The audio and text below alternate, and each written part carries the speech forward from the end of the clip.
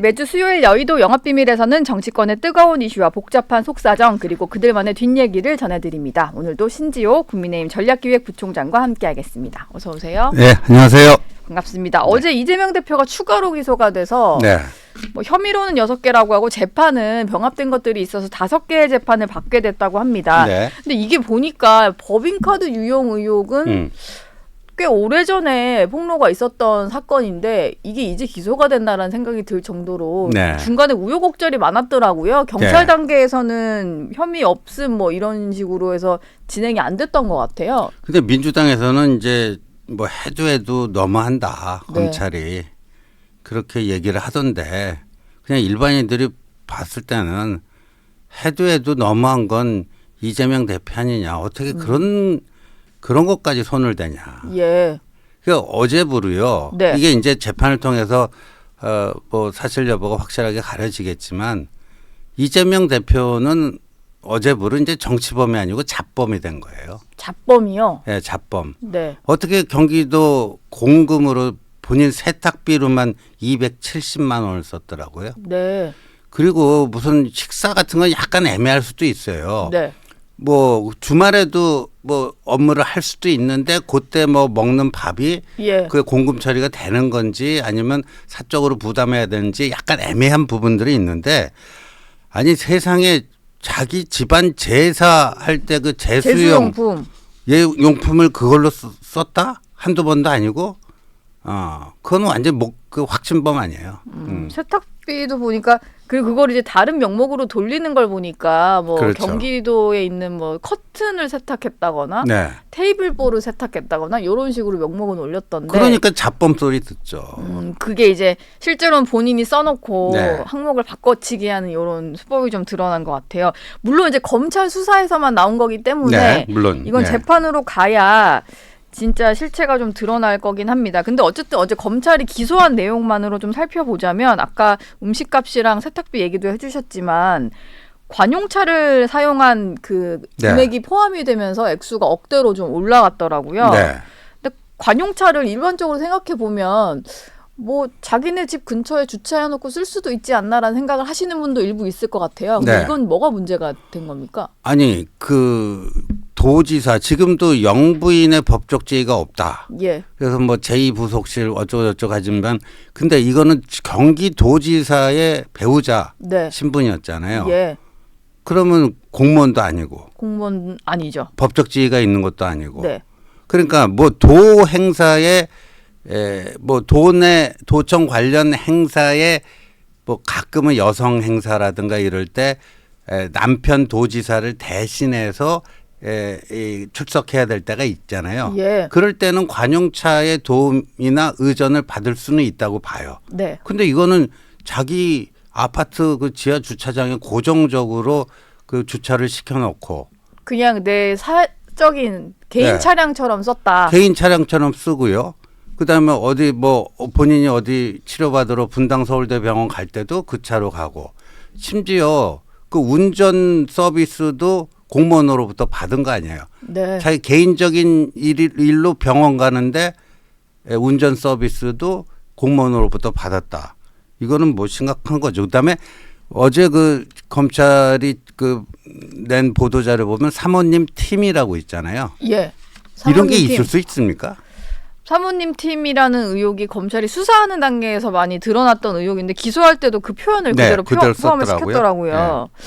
그러게요. 사모님을 위해서 운영되는 팀이라는 게 경기도청에 별도로 있었다는 게 좀 어쨌든 그것도 다 그들에게 지급되는 돈도 세금인데요. 그렇죠. 특히나 이제 배서연 씨 5급 사무관의 경우에는 사실 업무 자체가 김혜경 씨 사적으로 지원하는 업무 아니야. 심지어 이재명 부부 아들 뭐 병원 예약 뭐 거기까지 뭐 교통 서비스 제공하는 거 이런 거를 거기서 다 했다라는 거 아닙니까? 근데 어제 기소된 그 대상에는 김혜경 씨는 빠졌더라고요.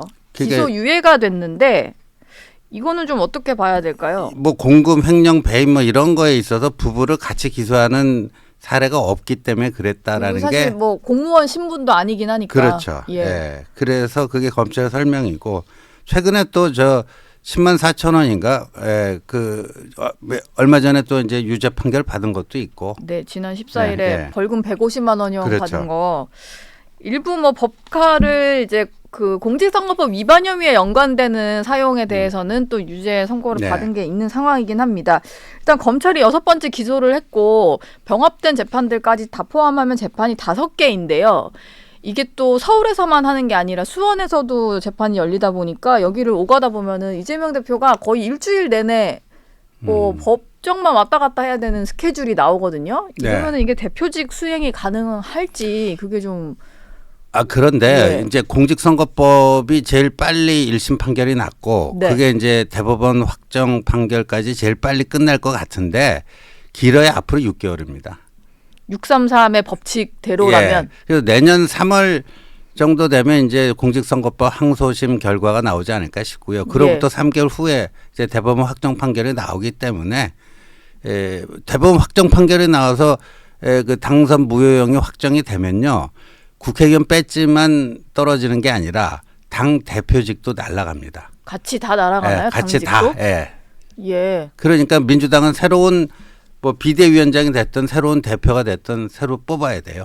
지금 뭐 대표직을 수행하면서 재판을 5개를 뭐 소화하고 이게 문제가 아니라 어쨌든 공직선거법 위반 사건이 확정 판결이 빨리 나오면은 대표직 자체가 좀 무의미해지는 그렇죠. 그런 상황이 오는군요. 민주당 내에서는 이재명 대표의 어떤 이 사법 리스크를 당 차원에서 적극적으로 대응을 하는 모습인데 이번에는 뭐 사법부의 반역이다. 이런 식으로 재판부 공개 비난하는 수위가 갈수록 높아지더라고요. 근데 이게 민주당이 그게 전략적으로 완전히 지금 멘붕 상태인 게 갈팡질팡하잖아요. 갈팡질팡. 뭐 얼마 전에는 사법 살인이다. 네. 뭐 어떤 의원은 뭐 사법부가 이직을 했다. 이직 그 비하 표현인데 그렇죠? 예. 보수 정당 찍었다 이건데. 뭐 이런 식의 이직 재판부 뭐 별의별 얘기를 다 하던데 그러면 그럴수록 이재명 대표 판결에 유리해지나요? 불리해지죠?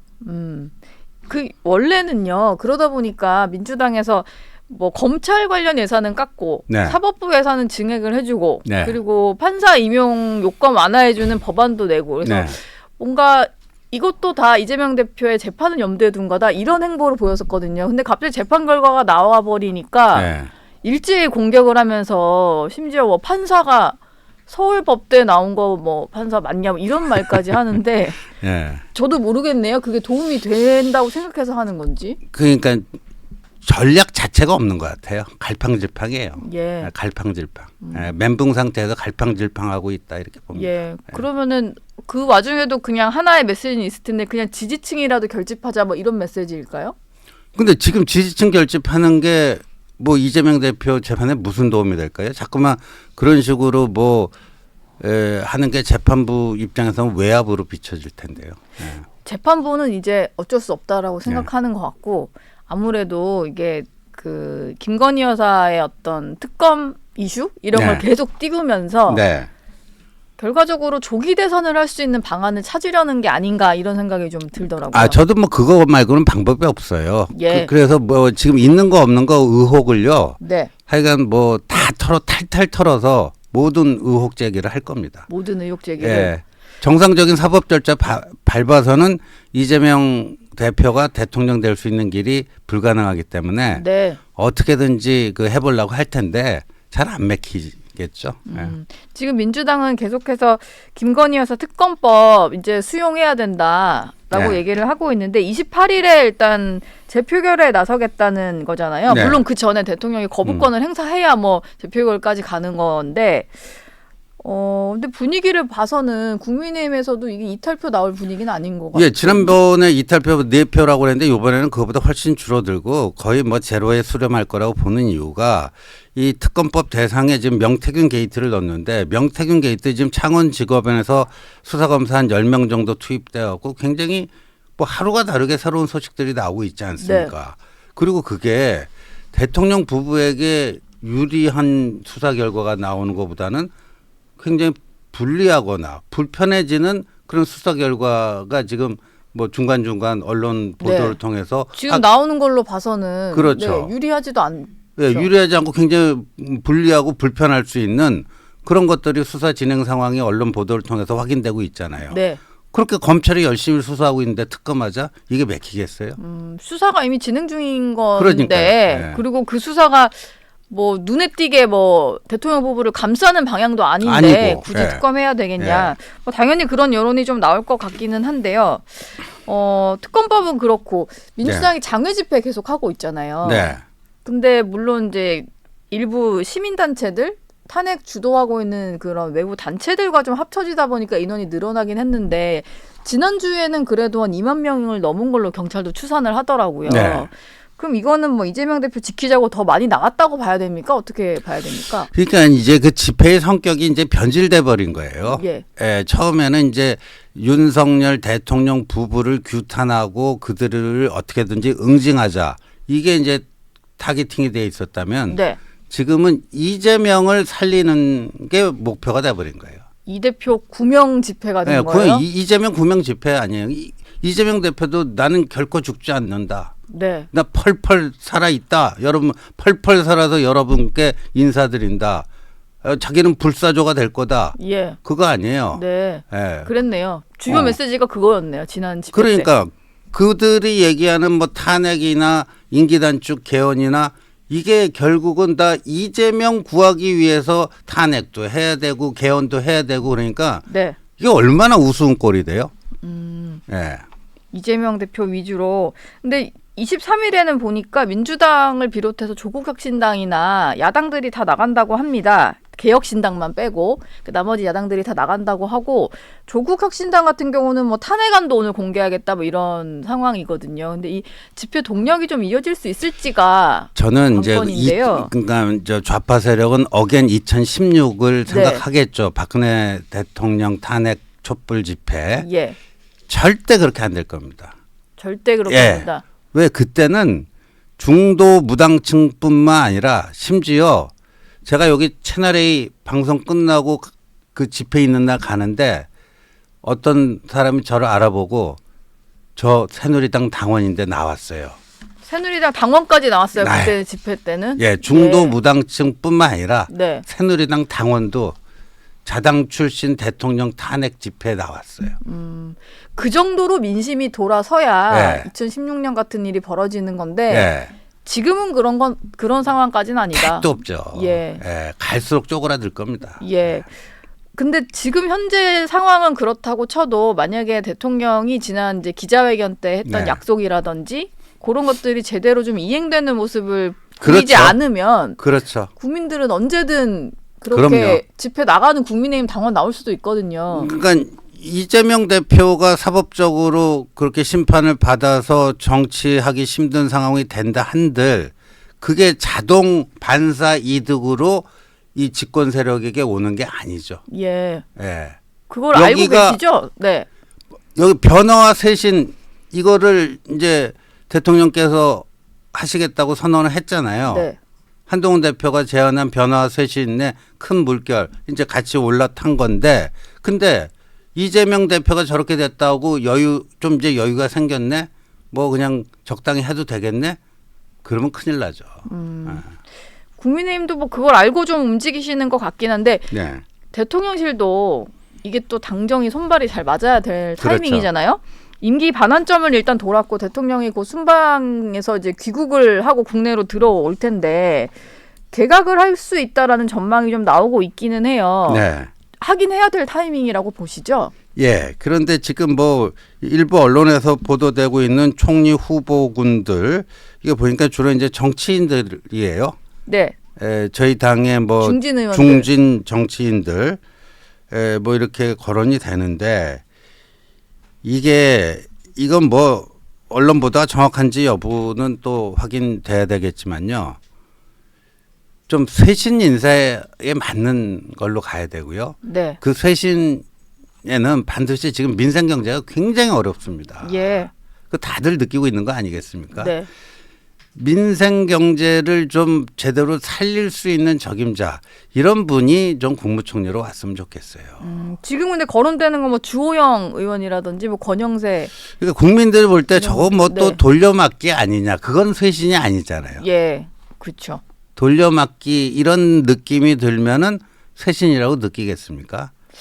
그리고 총리도 그렇고 장관도 그런데요. 더 그런 것은 대통령실 내부에 여사 라인을 어떻게 할 거냐 이런 문제 같아요. 네. 근데 물론 이제 공공기관 장으로 가려다가 그걸 포기하신 전 비서관도 나오긴 했습니다만 네. 그 이후에는 전혀 아무도 그렇습니다. 조치 정리가 안 되고 있거든요. 그래서 그 음주운전 벌금 800만 원 강기훈 선임 행정관 같은 경우는 반드시 정리를 해야 되고요. 예. 그게 어찌 보면 쇄신 인사의 리트머스 시험지가 될 수가 있습니다.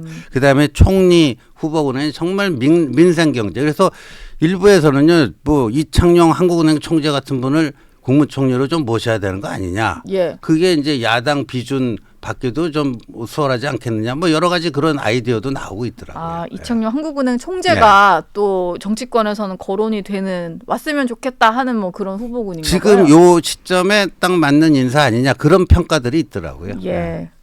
알겠습니다. 그 강기훈 행정관 말씀을 주셔서 제가 좀 궁금한 게 하나 있어서 여쭤보는데요. 네. 어제 국회 운영위를 봤더니 그 개혁신당의 천하람 원내대표가 네. 그 강 행정관이 지금 그 대통령실 안에서 이 당원 게시판 논란을 관리하는 사람이다. 뭐 그래서 그 인사 조치를 못하는 거 아니냐 이런 제보가 있다라는 질문을 했어요. 물론 거기에 대해서 이제 홍철호 정무수석은 뭐 아니라고 이제 정리를 하긴 했는데 정치권에 그런 얘기가 좀 나오나 보네요.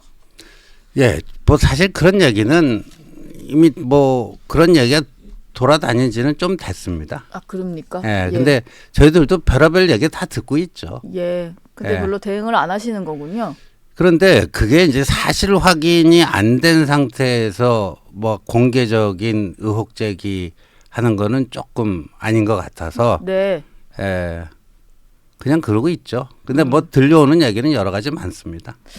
알겠습니다. 당원 게시판 얘기가 나왔으니까 이것도 안 여쭤볼 수 없는데요. 네. 이게 물론 이재명 대표 선고가 계속 줄줄이 이어지면서 국민의힘이 겉으로 보기에는 이제 이재명 대표를 향한 메시지로는 뭉치는 것 같긴 한데 네. 뒤에서 친윤계 의원들은 계속 이 당원 게시판 얘기를 끊임없이 좀 하고 계시거든요.